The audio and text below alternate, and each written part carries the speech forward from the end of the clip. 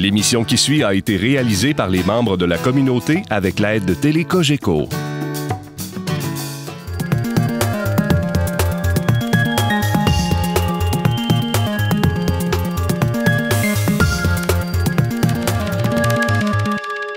Cette semaine, dans le cadre de notre capsule financière, on retrouve M. Sylvain Marleau, conseiller en placement pour la Financière Banque Nationale. Et cette semaine, on parle d'autonomie financière. Bonjour, M. Marleau. Bonjour, Karine. Bonjour à tous. Récemment, Karine, je faisais une lecture, puis le titre du texte était « L'autonomie financière ». Alors, je me suis mis à penser, c'est quoi pour moi l'autonomie financière? Parce que vous savez, d'une personne à l'autre, ça peut beaucoup varier. Pour certains, l'autonomie financière, c'est de subvenir tout simplement à ses besoins.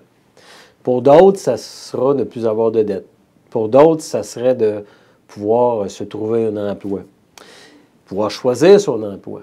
Pour d'autres, ça va être de travailler moins. Puis pour d'autres, ça pourrait être de tout simplement vivre avec ses propres économies. Puis là, je me suis mis à penser que finalement, l'autonomie financière, c'est un sujet qui évolue avec notre âge. Quand on sort de l'école, être autonome financièrement, c'est, je pense, juste être capable de subvenir à ses propres besoins. Dans la vingtaine. Dans la trentaine, écoutez, c'est probablement, là, on est dans les dettes. Hein? La trentaine, bien souvent, aujourd'hui, on fait des enfants, ça coûte un peu plus cher. Être autonome, ça serait rêver de ne plus avoir de dettes. Dans la quarantaine, l'autonomie financière, c'est, je pense, se monter un portefeuille de placement. C'est une priorité qui arrive. Dans les cinquantaines, là, on commence à rêver à vivre de ses propres économies. Dans la soixantaine, on veut travailler quand que ça va nous tenter, puis on veut avoir le choix du contenu de chacune de nos journées. En fait, il y a plusieurs clés de réussite que je pense qu'il faut respecter tout le long de notre vie financière pour pouvoir accéder à cette autonomie financière. Puis, il y en a trois principales. La première, je dirais, c'est avoir plus de revenus qu'avoir de dettes. Facile à dire, mais dans la société de consommation qu'on a actuellement, ce n'est pas nécessairement si facile. La deuxième, ça serait avoir un programme d'économie. Un programme, il faut que ce soit un fonds de pension, un REER personnel, CELI, il faut avoir un programme d'économie. Puis une dernière clé de réussite, c'est probablement se sortir de l'endettement le plus tôt possible. Hein? Ne pas avoir une dette jusqu'à l'âge de 60, 65, 70 ans. Vous savez, j'aime beaucoup calculer.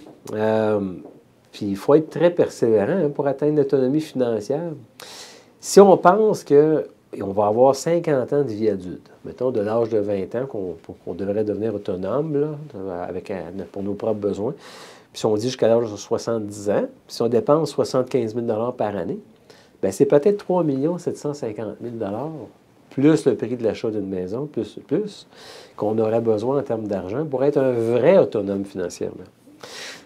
Alors, à moins d'être une vedette de sport, là, pour jouer le Canadien de Montréal à plusieurs millions par année, on risque d'être obligé de travailler jusqu'à 60 ans. C'est ça le cas pour la plupart des gens. Moi, à 48 ans, là, ma réflexion, c'est que je me suis dit, premièrement, je vois beaucoup de gens qui commencent à manquer d'énergie. Les gens continuent à travailler, là, le fonds de pension, ils l'atteignent plus tard que ça.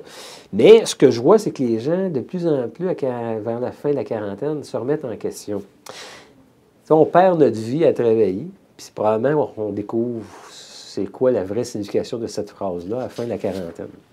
Alors pour moi, ce que je voudrais avoir assez d'économie pour pouvoir vivre de ma propre argent. OK? Je voudrais pouvoir dire, là, je travaille, mais quand je vais en avoir envie. Je voudrais que le matin, quand je me lève, je décide c'est quoi le contenu de ma journée. J'ai hâte, entre guillemets, que mes enfants soient aussi autonomes. Pour moi, autonome financièrement, je veux dire. Mes enfants ont 16 et 14 ans. Pour moi, ce sont tous ces points-là qui est la vraie autonomie financière. Par contre, je dois souligner que j'ai 48 ans, puis je n'ai pas envie d'avoir 60 demain matin. On ne peut pas avoir tous les avantages. Hein? Avec la 48, on a l'âge, on a la jeunesse, comme un client m'a déjà dit. Mais vers les 60 ans et plus, je souhaite à tout le monde d'être autonome financièrement. Sur ça, je vous recommande de lire un article sur le sujet sur le site Internet, la page web jecomprends.ca. Alors, s'il y a quelques questions que ce soit, n'hésitez pas à nous envoyer vos questions. Merci beaucoup, M. Marleau.